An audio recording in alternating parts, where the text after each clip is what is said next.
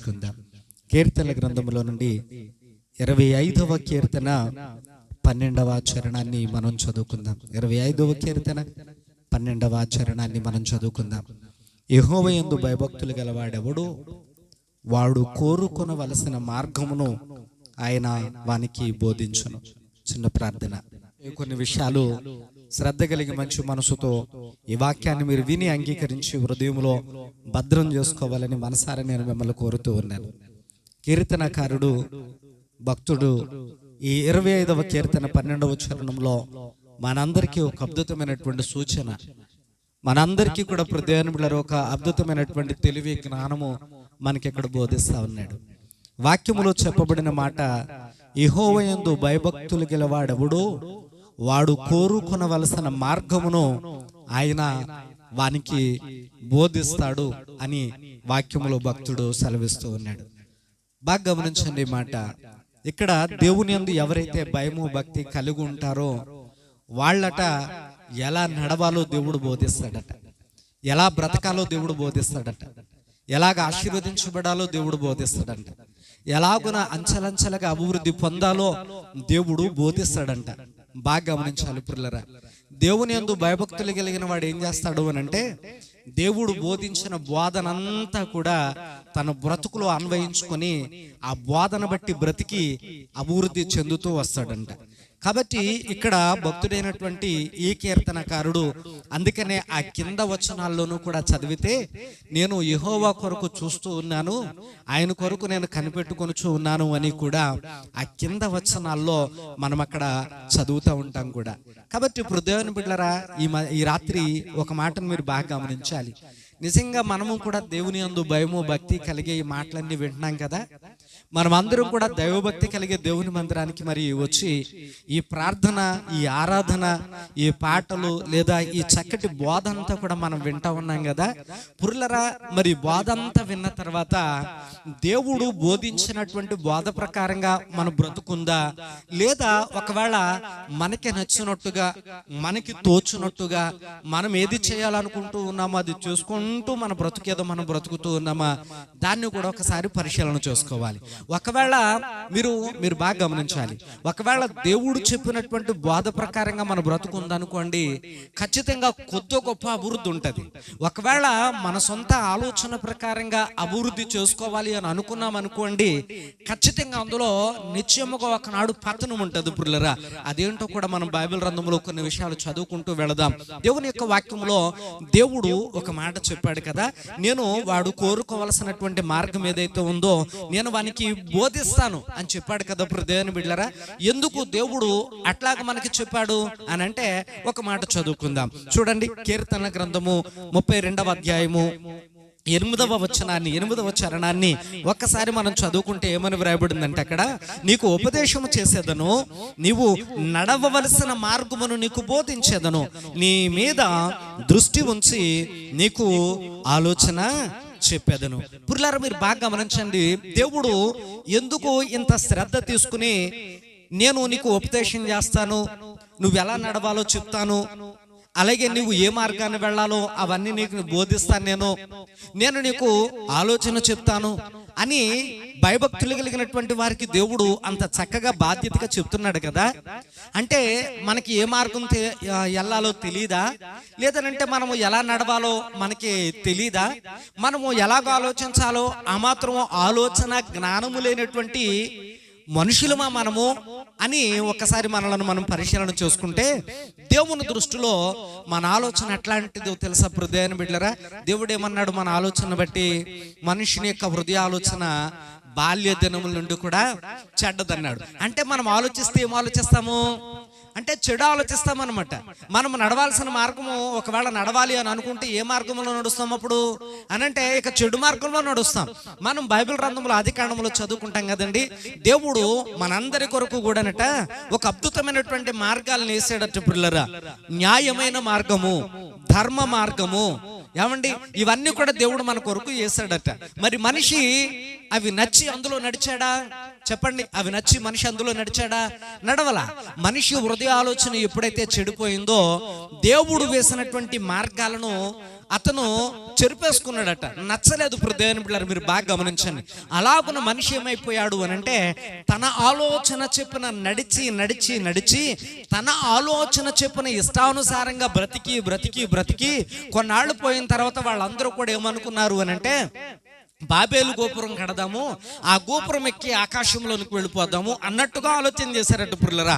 అక్కడ వాళ్ళ జీవితం పతనమైపోయింది. చూసారా, వాళ్ళ యొక్క ఆలోచన ఏ రకమైనటువంటి పరిస్థితికి దిగజార్చిందో. అక్కడ మనుషుల యొక్క పరిస్థితి ఏమైంది అని అంటే భాషలు వేరైపోయాయి, మనుషులు వేరైపోయారు, తెగలు వేరైపోయాయి. తర్వాత దేవుని బిడ్డలారా అక్కడ దేశాలు వేరైపోయాయి. అక్కడి నుంచి మనుషునికి ఆధిపత్యం పెరిగింది.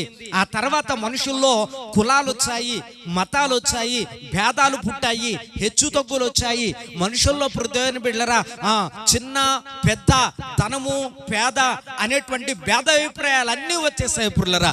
ప్రారంభములు ఇవన్నీ దేవుడు పెట్టినవి కావు, ఇవన్నీ దేవుడు పెట్టినవి కావు దేవుని బిడ్డలారా. మరి ఇవన్నీ ఎట్లాగొచ్చాయి అని అంటే మనిషి యొక్క దురాలోచన వల్ల, మనిషి యొక్క పాడు ఆలోచన వల్ల, మనిషి చెడిపోయినటువంటి ఆలోచన విధానంతో బ్రతకడం వల్ల పిల్లరా మీరు బాగా గమనించాలి. నిజంగా ఒకవేళ మనం బ్రతకడం మొదలుపెట్టి మన సొంత ఆలోచన చెప్పి నడవడమే మొదలెడితే, అలాగున బ్రతకడమే మొదలు పెడితే పిల్లరా ఎదుటోళ్ళని దోచేసుకోవాలని, ఎదుటోళ్ళు దేశేసుకోవాలని, ఎదుటోళ్ళు మించిపోయి మనం బ్రతికేయాలని, వాళ్ళ పతనం అయిపోవాలని ఇలా ఉంటాయి మన ఆలోచనలన్నీ కూడా. అందుకనే దేవుని యొక్క వాక్యంలో దేవుడు ఏమంటాడు అని అంటే మీ ఆలోచనలు స్వచ్ఛమైనవి కానే కావు గనక నేనేం చేస్తాను అని అంటే మీరు ఏ మార్గాన వెళ్ళాలో, ఏ రకమైనటువంటి నడవడిక నడవాలో నేను మీకు బోధిస్తాను. నేనేం చేస్తాను అని అంటే నేను మీకు ఆలోచన చెప్తాను అన్నాడు. దేవునికి స్తోత్రం.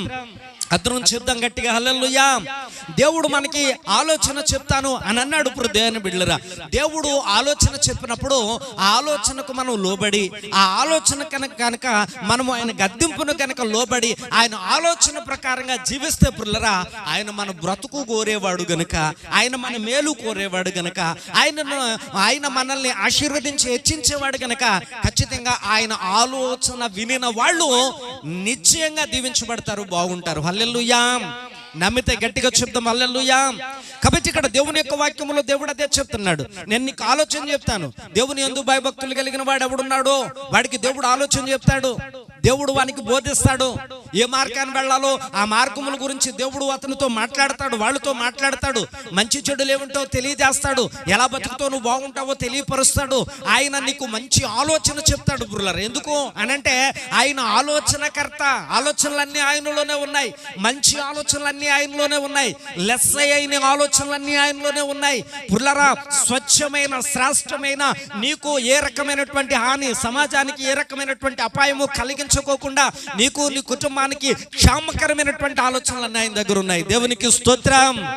దేవుడు అంటాడు ఈ ఆలోచనలన్నీ నేను నీకు చెప్తాను అని అంటాడు పుల్లరా. ఎవరికి అనంటే ఎవరైతే భయభక్తులు కలిగి ఆయన మాట వినడానికి ఇష్టపడతారో వాళ్ళకి మాత్రమే మాటలన్నీ పుల్లరా. మీరు బాగా గమనించాలి. వినినవాడు నిశ్చయంగా బ్రతుకుతాడు, వినని వాడు ఏం చేస్తాడండి?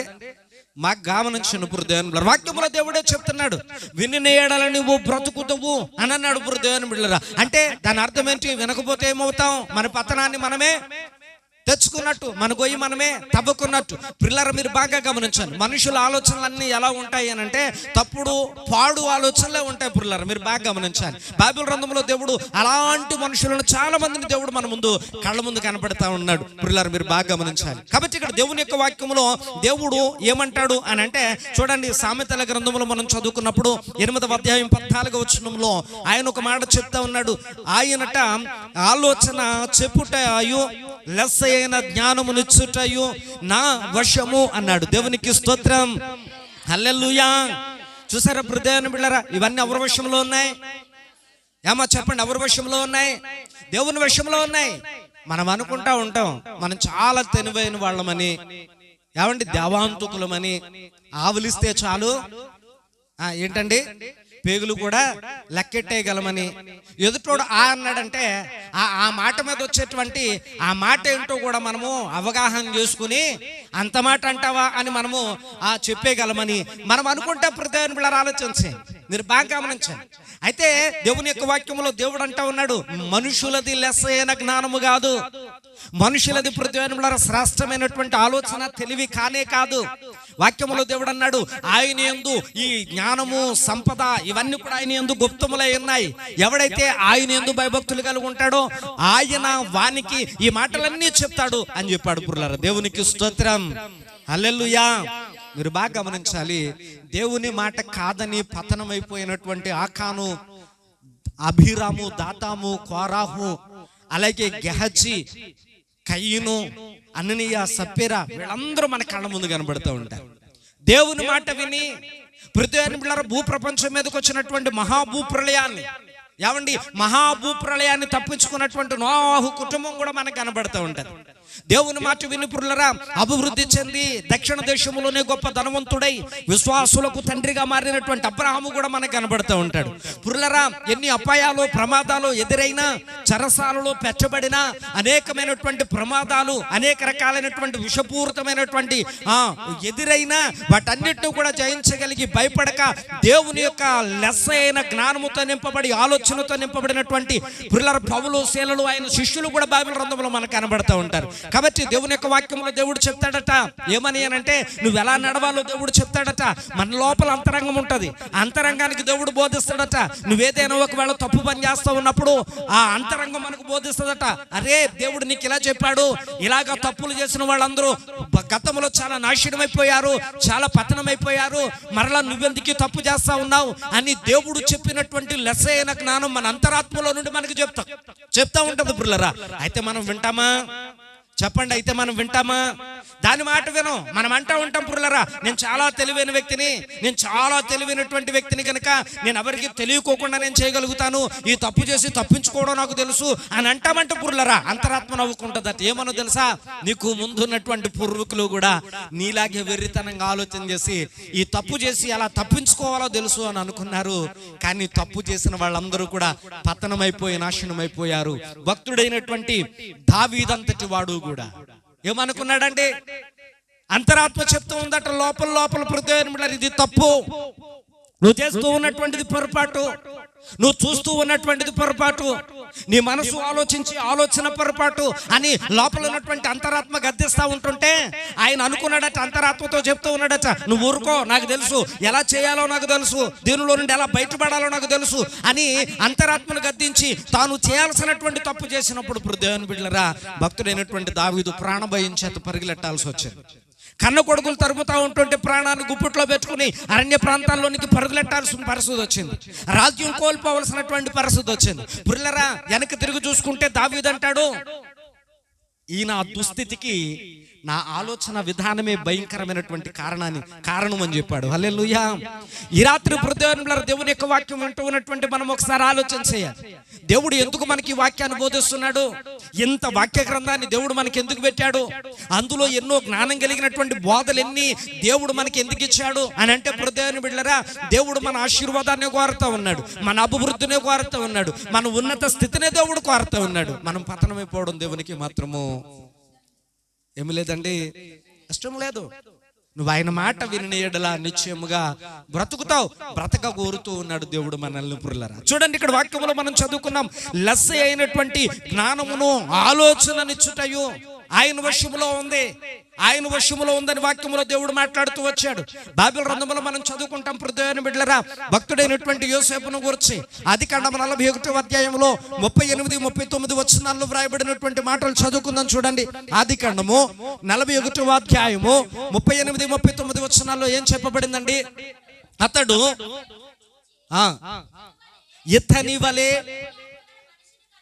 దేవుని ఆత్మ కలిగిన మనుష్యుని కనుగొనగలమా అని నేను కిందన అంటాడు 39వ వచనంలో. మరియు ఫరో, దేవుడు నీకు ఇదంతయు తెలియపరచను గనుక నీవలే వివేకము జ్ఞానము కలిగిన వాడెవ్వడును. దేవునికి స్తోత్రం, హల్లెలూయా. వివేక జ్ఞానము, భక్తుడైనటువంటి యోసేపునకు వివేక జ్ఞానం ఎక్కడి నుంచి వచ్చింది? ఎవరిచ్చారు? మీరు బాగా చెప్పాలి, ఎవరిచ్చారు? ఎస్, దేవుడు ఇచ్చాడు. ఎందుకు ఇచ్చాడు దేవుడు అని అంటే ప్రియులారా, యోసేపు జీవితాన్ని మనం పరిశీలన చేస్తే తన సొంతంగా ఆలోచన ఎక్కడ చేయలేదండి. యోసేపు తన సొంతంగా ఎక్కడ ఆలోచన చేయలేదు. దేవుని యెడల నమ్మకంతో, విశ్వాసంతో ప్రతి విషయంలోనూ కూడా దేవునికి ప్రార్థిస్తూ వచ్చాడు. దేవుని మీద నమ్మకం ఉంచాడు, వాక్యం మీద నమ్మకం ఉంచాడు, న్యాయ విధులను పాటించాడు. మీరు బాగా గమనించాలి ప్రియులారా, న్యాయమేదో అన్యాయమేదో తెలియని వాళ్ళం కాదు మనం. తెలుసా తెలీదా మనకి? మంచి మాట ఏదో చెడ్డ మాట ఏంటో తెలియని వాళ్ళము కాదు మనం. బూతు మాట ఏంటో, పనికొచ్చే మాట ఏంటో తెలియని వాళ్ళము కాదు మనం ప్రియులారా. సిగ్గుపడే మాట ఏంటో, ప్రతిని బిడ్డలారా, మనము చక్కగా గణపరిచే మాట ఏంటో తెలియని వాళ్ళం మనము కాదు ప్రియులారా. అన్ని జ్ఞానాలు తెలుసు మనకి, జ్ఞానమంతా తెలుసు, జ్ఞానమంతా తెలుసు ప్రియులారా. ఆలోచించండి, మీరు బాగా గమనించండి. మంచి మాటలు మాట్లాడితే దేవుడు ఇష్టపడతాడని, చెడ్డ మాటలు మాట్లాడితే దేవుడు అసలు ఇష్టపడ్డని, అలాంటి వాళ్ళ వైపు చూడని తెలుసు. ఎంతమందికి తెలుసు? ఇక్కడ మిమ్మల్ని అడుగుతున్నానమ్మా, మీరు ఉన్నారా లేదా ఇక్కడ? ఎంతమందికి తెలుసు ఇక్కడ అంటే? ఇక్కడున్న మనందరికీ తెలుసు. మనకే కాదు, దేవుడు నమ్ముకోకపోయినా బయట వాళ్ళకి కూడా తెలుసు. ఇది మంచి మాట, ఇది చెడ్డ మాట, ఇది మాట్లాడకూడదు, ఇది మాట్లాడవచ్చు, ఇలా బతకొచ్చు, ఇలా బతకూడదు, తాగొచ్చు, తాగకూడదు, ఇలా తినొచ్చు, తినకూడదు, ఇలా ఉండొచ్చు, ఇలాగా ఉండకూడదు అనేటువంటి విషయాలు దేవుని బిడ్డలారా మనిషి అయిన ప్రతి మనిషికి తెలుసు బిడ్డలారా, బాగా గమనించాలి. కాబట్టి ఇక్కడ బైబిల్ గ్రంథంలో భక్తుడైనటువంటి, చూడండి, యోసేపును చూసినటువంటి ఫరో అంతటి వాడు, ఏమండి, ఐగుప్తు దేశాన్ని పాలన చేస్తూ ఉన్నటువంటి ఫరో రాజు అంతటి వాడు, ఆయన ఏమంటున్నాడో తెలుసండి? భక్తుడైనటువంటి యోసేపు ఫరో కంటే చాలా చిన్నవాడు. ఏమండి, ఫరో కంటే వయసులో చాలా చిన్నవాడు, యవనస్తుడు, ఇంకా పెండ్లి కాని వాడు. దేవుని బిడ్డలారా, ఆ దేశంలో ఫరోకి ఎట్లా కనపడుతున్నాడు అని అంటే దేవుళ్ళలాగా కనపడుతున్నాడు. దేవునికి స్తోత్రం, హల్లెలూయా. దేవుళ్ళలాగా కనపడుతున్నాడు దేవుని బిడ్డలారా. భక్తుడైనటువంటి యోసేపు నోటంట వచ్చే ప్రతి మాట వింటుంటే అక్కడ భక్తుడైనటువంటి ఫరో కనిపిస్తా ఉంది. అరే, దేవుని జ్ఞానము కలిగినటువంటి వాడు ఇతడు, దేవదూతల ఆత్మ కలిగిన వాడు ఇతడు. ఇతనికి ఈ జ్ఞానము దేవుడిచ్చి బోధిస్తా ఉన్నాడు, దేవుడు బోధించాడు ఇతనికి. దేవునికి స్తోత్రం. మరి నీతో మాట్లాడిన వాళ్ళు కానీ, నీతో ఉన్నవాళ్ళు కానీ, నీ ఈదులో ఉన్నవాళ్ళు కానీ ఎప్పుడైనా దేవుని బిడ్డలారా ఇలాగ నిన్ను ఎప్పుడైనా ఒకవేళ ఈ రకంగా నిన్ను ఎప్పుడైనా పొగిడారా? ఎప్పుడైనా నిన్ను ఆలోచన చేశారా? అసలు ఈ మనిషే దేవుని మందిరానికి వెళ్తుంది, ఎంత చక్కగా మాట్లాడుతుందో దేవుని మాటలో, ఎంత చక్కగా పాడుతుందో దేవుని పాటలో, ఆ మనిషి మాట్లాడుతూ ఉంటుంటేనే ఎంత బాగానో ఈయన బుద్ధి వస్తుంది అని ఎవరైనా మన గురించి చెప్పుకుంటున్నారా? అమ్మా చెప్పుకుంటలేదా? చెప్పుకుంటలేదంటే మరి ఇక్కడికి వచ్చి కూర్చుని ప్రయోజనం లేదు. ఇప్పుడు మనం ఏంటి దేవుని దృష్టిలో? ఇప్పుడు ఏంటి దేవుని దృష్టిలో అంటే సున్నా. ఏంటండి మనం దేవుని దృష్టిలో ఏంటండి ఇప్పుడు? సున్నా. మీరు బాగా ఆలోచించండి దేవుని, మీరు బాగా గమనించండి మాట. దేవుని యొక్క వాక్యములు అందుకనే చెప్తున్నాడు. భక్తుడైనటువంటి యోసేపును చూసినప్పుడు యోసేపుతో మాట్లాడిన సంగతులను బాగా గమనిస్తే ఫరోకు ఒక కల వచ్చిందట. ఒక కళ వచ్చింది, ఆయన పడుకున్నాడు. పడుకున్న తర్వాత ఒక కళ వచ్చింది. ఆ కళలో ఎలా ఉందనంటే దేవుని బిడ్డలారా, 7 ఆవులు ఏటులో నుండి వచ్చి అక్కడ జమ్ముగడ్డలో మేస్తా ఉన్నట్టు బాగా బలిసినటువంటి ఆవులు. మీ అందరికి తెలుసు కానీ బోల్డెన్ సార్లు చెప్పినటువంటి స్టోరీ ఇదంతా కూడా. ఆ తర్వాత దేవుని బిడ్డలారా, ఆ 7 ఆవులు మేస్తా ఉంటుంటే, బాగా బలిసినటువంటి తెల్లటి ఆవులు మేస్తా ఉంటుంటే, ఆ తర్వాత బాగా బక్క చిక్కుపోయి వికారమైపోయి అసలు ఆ దేశంలో ఎప్పుడు కనపడినటువంటి ఆవులు అనమాట. అలాంటి ఆవులు బాగా బక్క చిక్కుపోయి ఎముకలతో ఉన్నాయట. అలాంటి 7 ఆవులు బయటకు వచ్చినాయట. మరలా వచ్చి ఈ బాగా బలిసినటువంటి ఆవులను అమాంతం అలాగ అమ్మని మింగెత్తే అసలు ఈ కడుపులోకి వెళ్ళిపోవడం కనీసం అవి కనపడలేదట.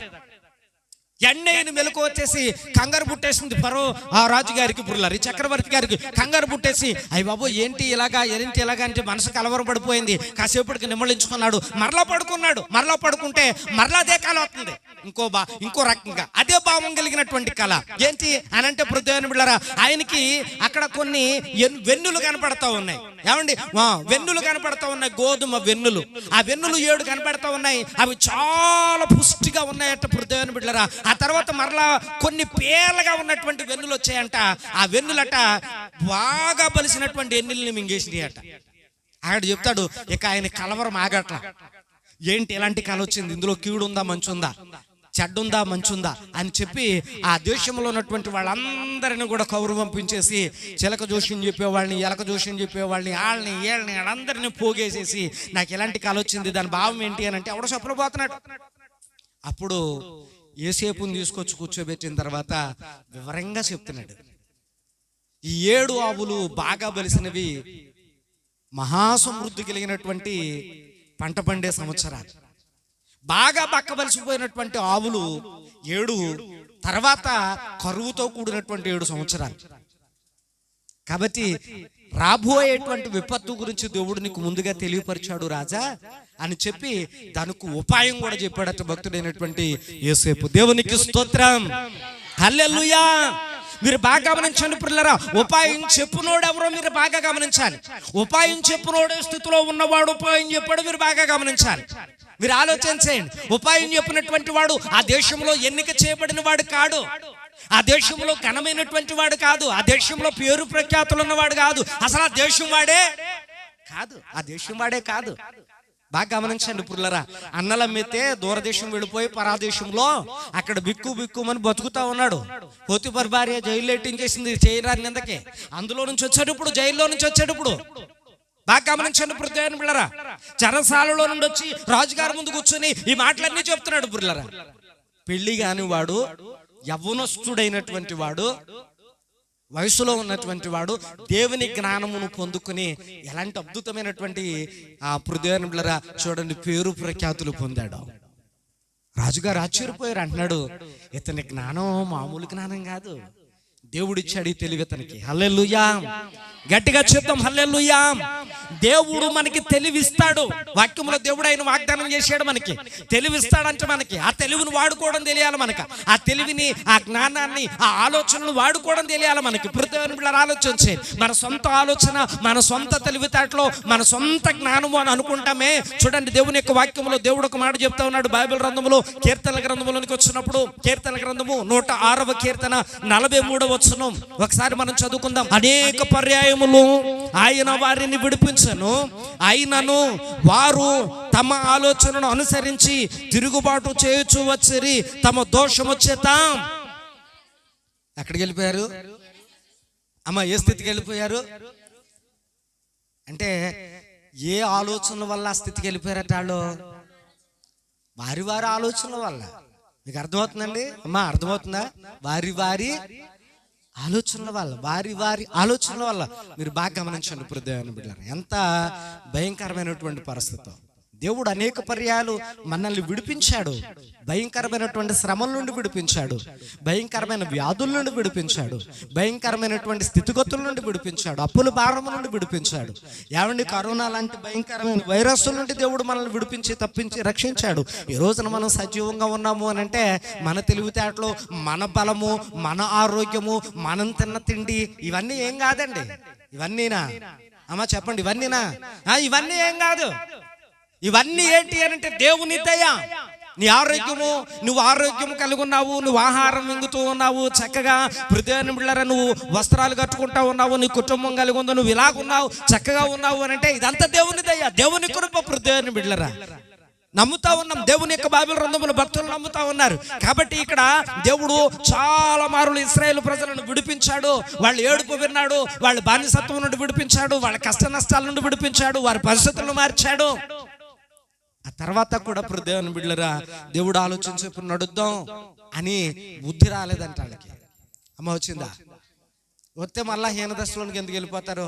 వీళ్ళు హీనదశలోకి వెళ్ళిపోవడం, మరలా ఏడవడం మొదలెట్టడం, మరలా దేవుడేమో కరిగిపోయి ఆయన బాగా బేగా వచ్చేసి వాళ్ళందరినీ మరలా ఇడిపించేసి గొట్టెక్కించేసి బాగా ఇప్పుడైనా బతకండ్రా బాబు, నేను కొన్ని మాటలు చెప్తాను వినండి అని చెప్పి ఆయన ధర్మశాస్త్రాన్ని తీసుకొచ్చి అక్కడ పెట్టి, ఇదిగో మీరు ఎలా బతకాలో ఇందులో రాయించాను మోషే చేత, నేను ఇందులో రాయించాను. అన్నీ కూడా ధర్మ విధులు ఉన్నాయి, న్యాయ విధులు ఉన్నాయి, కట్టడలు ఉన్నాయి, శాసనాలు అన్నీ ఉన్నాయి. దాని ప్రకారంగా బతకండి, మీరు చాలా బాగుంటారు, మీ జోలికి ఎవరో రారు, మీరు శక్తిమంతులు అవుతారు, నేను మీ పక్షాన ఉంటానని దేవుడు అనేకమైన మారులు దేవుడు వారికి బోధించనట. వాళ్ళు ఇది బుద్ధి ఏం మారలేదు, బుద్ధి మారలేదంట హృదయాన్ని బిడ్డలారా. అందుకని ఇక్కడ వాక్యములు ఏమని రాయబడింది అంటే వాళ్ళ ఆలోచనలు అనుసరించుతూనే ఉన్నారట. వాళ్ళ ఆలోచనలు మరలా తిరిగి ఏ స్థితిలోనికి తెచ్చేసేయాలనే హీనమైనటువంటి స్థితి. దేవుని బిడ్డలారా, మీరు బాగా గమనించండి. ఈ రోజున మనుషుడు కొంత పతనమైపోవడానికి గల కారణం కూడా ఏంటంటే సొంత ఆలోచనలు. అమ్మ చెప్తే వినరు, నాన్న చెప్తే వినరు, అనుభవం కలిగిన వాళ్ళు చెప్తే వినరు, దేవుడు బోధించి ఎలా చేయకూడదంటే కూడా వినరు. పిల్లరా, ఆలోచించి మనమే కాదండి, బైబిల్ గ్రంథంలో కొంతమంది భక్తులు కూడా వినలేదు. భక్తుడైనటువంటి దావీదు కూడా బెత్షెబా విషయంలో అంతరాత్మకు దేవుడు బోధిస్తూ ఉంటే అది కూడా పెడచెవిన పెట్టాడు. దేవుని బిడ్డలారా, అందుకనే ఒకనాడు అతను కూడా పతనమైపోయి మరలా దేవుని దగ్గరకు వచ్చి ప్రభు పాదాలు పట్టుకుని, అయ్యా తప్పయింది, నీవు చెప్పిన మాట వింటాను, నీకు లోబడే ఉంటానని తీర్మానం తీసుకున్న తర్వాత మరలా దేవుడు అతన్ని కనికరించి కరుణించి మరలా లేవనెత్తాడు. దేవుని బిడ్డలారా, ఆలోచించి అమ్మా, నీ తెలివితేటలతో ఎదగాలి అనుకుంటే గొర్రెకు బెత్తుడు తోకే. మీరు బాగా ఆలోచించండి. ఒకవేళ దేవుని బిడ్డలారా, నీవు గనక దేవుని యొక్క ఆలోచన చెప్పు నువ్వు నడవాలి అనుకుంటే దేవుని బిడ్డలారా, 2 అంతల 3 అంతల సమృద్ధి. దేవునికి స్తోత్రం. గట్టిగా చెప్తాం హల్లెలూయా. దేవుడు వాగ్దానం చేశాడు. బైబిల్ గ్రంథంలో దేవుడు మాట్లాడుతూ ఉన్నాడు, అవన్నీ నీ ముందే పెట్టాను. ఒక ప్రక్కన దీవెన ఆశీర్వాదం, మరొక ప్రక్కన శాపం మరణం. ఇది ఎంచుకోవాల్సినటువంటి బాధ్యత నీ దగ్గర ఉంది. నీ తెలివితేటలను బట్టి, నీ ఆలోచన బట్టి ఎంచుకుంటావా, నేను చెప్తే ఎంచుకుంటావా అని అంటే భక్తుడు అంటాడు, పుల్లరా ప్రభా నువ్వే చెప్పు నాయన, నా చేయి నువ్వు గట్టిగా పట్టుకో ప్రభా, నీ ఆలోచన ప్రకారంగా నడిపించి అన్నాడు. పుల్లరా, ఈ రోజున ఈ వాక్యం విన్నటువంటి నీ ఆత్మీయ జీవితంలో నీ సొంత ఆలోచన చెప్పున అమ్మా, నీ సొంత ఆలోచన చెప్పున. అందరికీ సొంత ఆలోచనలు ఉంటాయండి. దేవుడు ఆలోచనలు వినేవాళ్ళు ఎవరున్నారు ఇక్కడ? మీరు బాగా గమనించండి. పాస్టర్ గారు వచ్చి ఒకవేళ ఏమైనా చెప్పారనుకోండి, పాస్టర్ గారు మీకు ఏం తెలదు, ఇక్కడ ఉండండి, పక్కన ఉండండి అన్నవాళ్లే తప్ప, అమ్మా దేవుడు ఇలా బోధిస్తున్నాడు అని అంటే ఇక్కడ అలాంటి పని అవ్వండి అన్నవాళ్ళు తప్ప, అయ్యో దేవునికి లోబడదాం, దేవుని మాట విందాం, మనమే తగ్గించుకుందాం, దేవుని మాట వింటే ఆయనే మనల్ని హెచ్చిస్తాడని అక్కడ లోబడే వాళ్ళు అంతమంది ఉన్నారు. ఈరోజు నువ్వు ఉన్నావా? నువ్వు ఉన్నావు అని అంటే గనక దేవుడు నీకు లెస్సైన జ్ఞానం ఇచ్చి, తెలివి చెప్పి, నీకు ఆలోచన చెప్పి, నీవు నడవాల్సిన మార్గమునందు దేవుడు నీకు ఉపదేశించి నడిపించి, ఆయనే చేయి పట్టుకుని వెన్ను తట్టి ఆలోచన చెప్పి నీవు నడవాల్సిన మార్గమును ఉపదేశించి నిన్ను అభివృద్ధిలోనికి నడిపిస్తాడు. భక్తుడైనటువంటి అబ్రహామును దేవుడు అలాగే నడిపించాడు. పుల్లరా, అబ్రహామా లేవు, నడు అన్నాడు. అబ్రహాము లేచాడు, నడిచాడు. దేవుని బిడ్డలారా, అబ్రహాముతో దేవుడు అన్నాడు, నువ్వు ఇక్కడ ఉండు అన్నాడు. అబ్రహాం అక్కడ దేవుడు చెప్పినట్టుగా అబ్రహాం అక్కడ ఉన్నాడు. పుల్లరా, అందుకని అబ్రహాము విశ్వాసులకు తండ్రిగా మార్చబడ్డాడు. భక్తుడైనటువంటి నోవాహుతో దేవుడు చెప్పినట్టు భక్తుడైనటువంటి నోవాహు చేస్తాడు. అందుకనే భూప్రళయం, భయంకరమైనటువంటి ప్రపంచ ప్రళయంలో భక్తుడైనటువంటి నోవాహు కుటుంబము కాపాడబడ్డారు. ఈ రాత్రికాల సమయంలో వాక్యం వింటూ ఉన్నటువంటి నీవు కూడా ఒకనాడు భయంకరమైనటువంటి ఉగ్రత నుండి నువ్వు కాపాడబడాలి అని అంటే దేవుని ఆలోచన చెప్పున తప్ప నీ సొంత ఆలోచన చెప్పున నువ్వు ఏ విషయంలో నుండి తప్పించుకోలేవు. ఏ రకమైనటువంటి పరిస్థితుల్లో నుండి నువ్వు తప్పించుకోలేవు. ఒకవేళ ఈ వాక్యం నీకు అర్థం అవ్వకపోవచ్చు. ఈ వాక్యం ఒకవేళ నీ జీవితంలో సరైనటువంటి విధానంతో విలువగా వినకపోయి ఉండొచ్చు పుల్లరా, కానీ ఒకనాడు ఈ వాక్యం యొక్క విలువ ఏంటో నీకు అర్థమవుతుంది. ఆనాడు చేతులు గాలిన తర్వాత ఆకులు పట్టుకున్న పని ఉండదు పుల్లరా. అయితే దేవుని యొక్క వాక్యములు దేవుడు ఇప్పుడే చెప్తా ఉన్నాడు, ఏమన్నా తెలుసా? నువ్వు నా మాట విని ఎడల నిశ్చయముగా బ్రతుకుతావు. బ్రతకాలి అంటే దేవుని మాట వినాలి, దేవుని మాటకు లోబడాలి. చాలా ధర్మ విధులు దేవుడు మనకు బోధించాడు. ధర్మం ఎక్కడ ఉంది?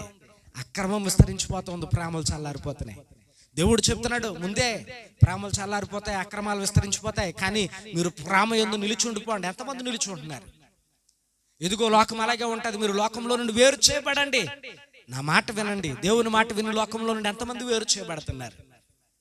తానా అంటే తందానా అన్నవాళ్ళు, లోకముతో కలిసి తిరుగుతున్న వాళ్ళు, లోకముతో కలిసి బతుకుతున్న వాళ్ళు ఎంతమంది ఉన్నారు? ఈ రాత్రికాల సమయంలో నీవు నీ ఆత్మీయ స్థితి యందు ఏ స్థితిలో ఉన్నావో, నీ ఆత్మీయత యందు ఏ స్థితిలో ఉన్నావో ఈ రాత్రి నువ్వు పరిశీలన చేసుకోమని ప్రభు యొక్క నామాన్ని ప్రేమతో మనవి చేస్తూ ఉన్నాను. నీ ఆలోచన అంటే అది దేవుని బిడ్డలారా, కానీ నీ లోపల ఒక అంతరాత్మ ఉంటుంది, అది నీకు బోధిస్తూ ఉంటుంది.